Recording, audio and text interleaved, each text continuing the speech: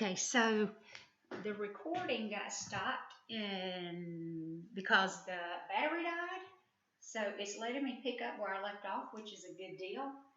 But we were on question 2, and we were discussing what Jonathan's mom said he should do to help solve his problem. And we know that we should always turn to God and offer him our prayers, and he will hear our prayers, and he will answer our prayers. And like we've discussed in class, sometimes we get a yes, sometimes we get a no, and sometimes we get a not yet. But the answer is always to pray. Question number 3 was, what does Jonathan finally decide to do with the money? And the answer is, he decides to give it to the missionaries. So today, we have a few new sight words that will be in the passage. The first one is, we have suffix ed, which tells me it happened in the past. I have a double consonant, so I would scoop chattered. The next one is milk, and the last one is suffix s, means more than one, pails. Now listen to these sentences. The children blanked to one another about tomorrow's exciting party, and that would be chattered. And the farmer carried the blank blank from the barn to the house, and that would be he carried the milk pails from the barn to the house. Now your reading refocus. Let's get our minds back on Jonathan. Have you ever given money to help missionaries or others serving the Lord? If your family donated any money for a child to go on the DR trip, then you have donated money.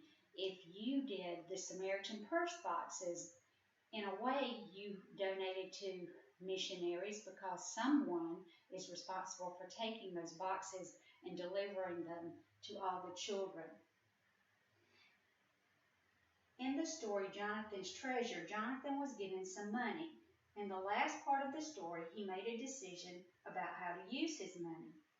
How will Jonathan use his treasure of 5 pennies? And we know that the answer is that he has decided to give the money to the missionaries.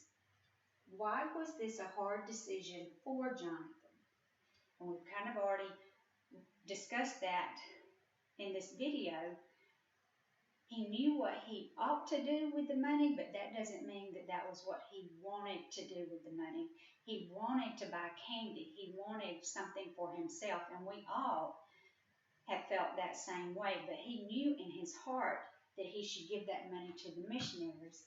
When I was reading part 2 about him having trouble sleeping and praying, a few months ago, I went through something and I needed to pray to God, but I didn't know how to pray to God for what I needed the answer to. And I talked with several friends about the problem because it was difficult, just like it was for Jonathan. And I said, I don't know what to ask. And the response I got was, God knows your thoughts. So even when we can't verbalize them, God and the Holy Spirit know what we're thinking anyway. So even if you have trouble asking God for help, He knows what's in your heart and He will give you that help, but He wants you to express your thoughts and needs and praises to Him.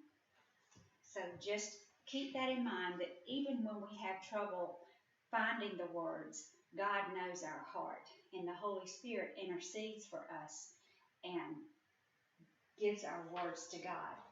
Now you are going to read the 3 pages, 104, 5, and 6, to find out if Jonathan sticks to his decision to give his money to the missionary offering.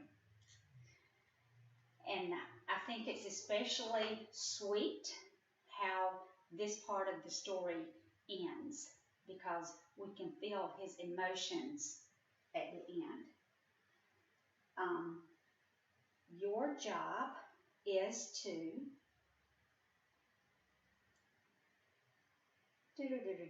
do pages 301, 302, 303, 304. And these are your comprehension parts over Jonathan GoForth.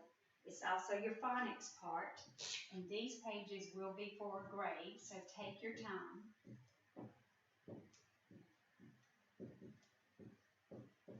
And enjoy reading this last part about Jonathan GoForth as a child. Okay? Thanks, guys.